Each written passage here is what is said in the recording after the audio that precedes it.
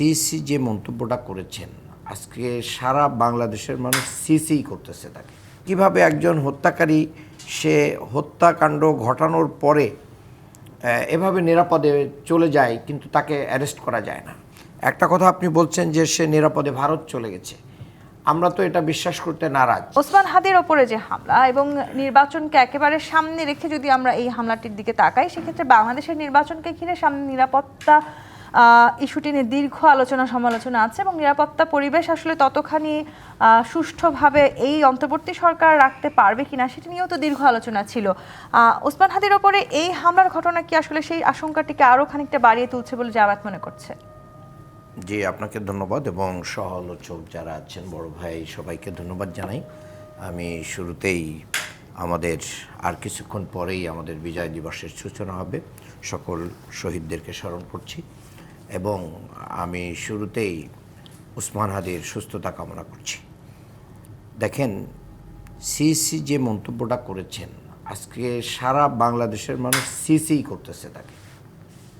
তিনি দায়িত্বশীলতার একটা জায়গায় থেকে কিভাবে এটাকে একটা বিচ্ছিন্ন ঘটনা বলেন এবং কথার ভিতরে কিন্তু এটাও বলেছেন যে নির্বাচন এলে দু একটা খুন খারাপি হয়, তাহলে এগুলো উনি আমলে নেবেন না? একজন প্রার্থী, তিনি প্রার্থিতা দিয়ে মারা যাবেন, তার জীবনের নিরাপত্তা থাকবে না। তো এখন তো দায়িত্ব অন্তর্বর্তী সরকারের চেয়ে ওনার বেশি। তো তফসিল ঘোষণা পরের দায়িত্ব কার? এটা সিসির দায়িত্ব। আর আপনি জানেন যে 17 বছর যে ফ্যাসিস্ট স্টাবলিশড হয়েছিল এই দেশে, সেই ফ্যাসিস্ট বিদায় নিয়েছে নিরাপদ জায়গায়। তো নতুন এবং ফিরে আসা গ্রাহকদের জন্য নগদে চলছে ক্যাশব্যাক সহ প্রতিদিন হাজারো উপহার জেতার সুযোগ। হবে আশা আর ফেরা, সারপ্রাইজ সেরা।